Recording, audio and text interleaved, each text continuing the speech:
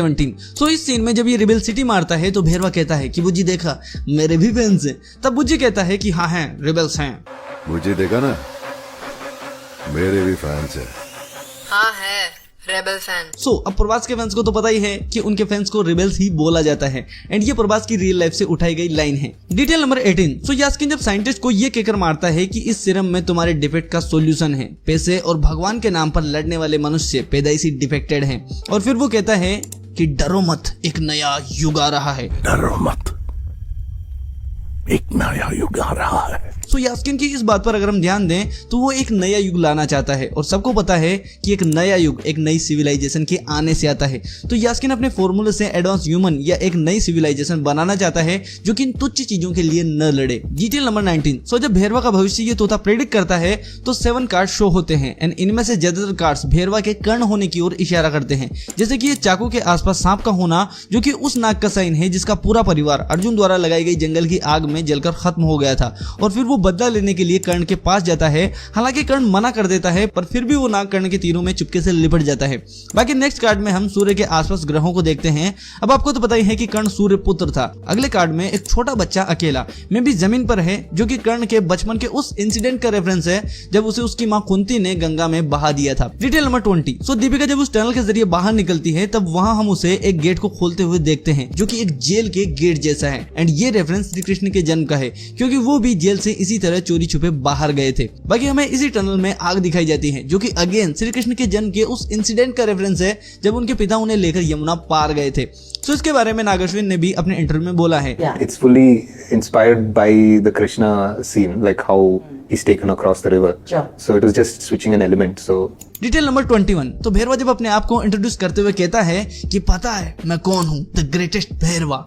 The great Bhairava. And भाई इसके just बाद हमें ये पहिए का स्टेचू गिरता दिखाई देता है जिसके की दूसरी तरफ श्री कृष्ण की या श्री हरि विष्णु की मूर्ति है। अब कई सारे लोग इसे देखकर भेरवा को कल्कि मान रहे थे क्योंकि कल्कि भी श्री कृष्ण का ही अवतार होने वाले हैं। एंड इस स्टेचू को देखकर सबको ऐसा ही लगता है, बट मूवी के एंड में हमें पता चलता है कि भेरवा कल्कि नहीं बल्कि कर्ण है और इस जगह इस थ्योरी की बैंड बज जाती है। बट भाई अगर आप इस सीन को ध्यान से देखोगे और अपने पर्सपेक्टिव को थोड़ा सा चेंज करोगे तो सब कुछ पानी की तरह साफ हो जाएगा।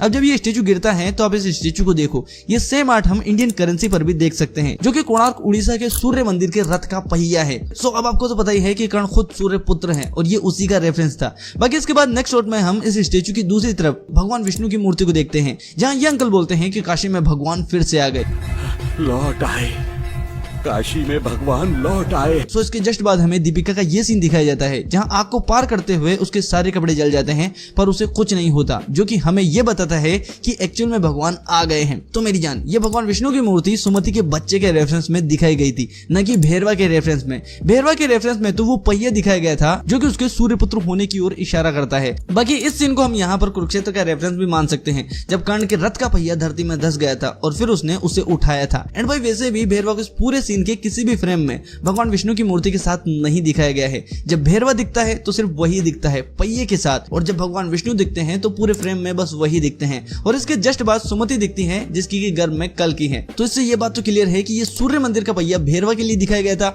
जो कि आगे चलकर कर्ण बनता है, और ये विष्णु भगवान की मूर्ति सुमति के गर्भ के लिए दिखाई गई थी जो कि आगे चलकर कल्कि बनेगा। Detail number 22। सो जब सुमति को ये कन्या इस टनल से बाहर निकालती है तो कॉम्प्लेक्स से सिक्योरिटी आने के बाद वो उसे बोलती है कि तुम दोनों के लिए गुड लक, तुम दोनों को गुड लक। अब इस बात के दो मीनिंग होते हैं, एक तो आपको पता ही है और दूसरा ये कि बाहर इसको कायरा मिलती है जो कि अपने नाम का मतलब गुड लक बताती है। हाय, मेरा नाम कायरा मेरे पापा ने रखा। किसी भाषा में गुड लक मीनिंग होता है। सो अंदर इसने सुमति को कायरा के बारे में ही गुड लक बोला था कि तुम्हारे लिए गुड लक, यानी कि तुम्हारे लिए बाहर गुड लक खड़ी है, यानी कि कायरा। बाकी भाई अब कमेंट में ये मत बोलना कि कुछ भी, क्योंकि भाई मैंने बोला ना कि इस फिल्म की एक एक चीज का मतलब है, कुछ ना कुछ कनेक्शन जरूर है। स्टोरी और स्क्रीन प्ले में बहुत ज्यादा लेयर्स हैं। Detail number 23। सो जब राजामौली की एंट्री होती है और जब वो पहली बार भेरवा की कार पर शूट करते हैं तो हमें उनके व्हीकल में गियर की जगह ये दिखता है। अब ये रेफरेंस था बाहुबली का। बाकी इसमें भी राजामौली साहब कैमियो करते हैं और बाहुबली में भी। इसके अलावा राजामौली के व्हीकल के ऊपर अगर आप देखो तो वहां पर एक कैमरा जैसा गन टाइप का कुछ लगा हुआ है। Detail number 24। सो यहाँ ये किसी एस्ट्रोनॉट का स्टेच्यू है जो कि किसी स्पेस प्रोग्राम के अकॉर्डिंग पास्ट में यहाँ पर बनाया गया होगा। सो एक्चुअल में तो मेरे को नहीं पता है कि ये किसका है और डायरेक्टर ने इसका हाथ नीचे गिराकर क्या कहने की कोशिश की है, बट मुझे लगता है कि जैसे कॉम्प्लेक्स धीरे धीरे ऊपर जा रहा है लोगों के साथ अन्याय करके लड़कियां खरीद कर, सो अब कल्कि के आने से वो आसमान से सीधा जमीन पर गिरने वाला है। आई थिंक कि ये सीन यही फोरशैडो कर रहा था। Detail number 25। सो इस सीन में जब अश्वत्थामा की एंट्री होती है तो बैकग्राउंड में हम इस बड़े से स्टेच्यू को देख सकते हैं जो कि फोरशैडो कर रहा था अश्वत्थामा की हाइट को कि वो कितना लंबा है। Detail number 26। सो जब भैरवा और अश्वत्थामा की फाइट होती है तो वहां हमें बहुत बार भैरवा के बैकग्राउंड में ये वही पहिए जैसे दिखने वाला कुछ सामान और अश्वत्थामा के बैकग्राउंड में ये बड़ा सा एस्ट्रोनॉट का स्टेच्यू दिखाई जाता है जो कि अगेन अश्वत्थामा की हाइट को बताता है। साथ ही यहाँ पर हम ये भी मान सकते हैं कि जैसे अश्वत्थामा अलग युग से है या अलग दुनिया से आया हुआ है तो एस्ट्रोनॉट भी तो ऐसा ही करता है, वो भी एक दुनिया से दूसरी दुनिया में जाता है, आई मीन कि एक प्लेनेट से दूसरे प्लेनेट पर।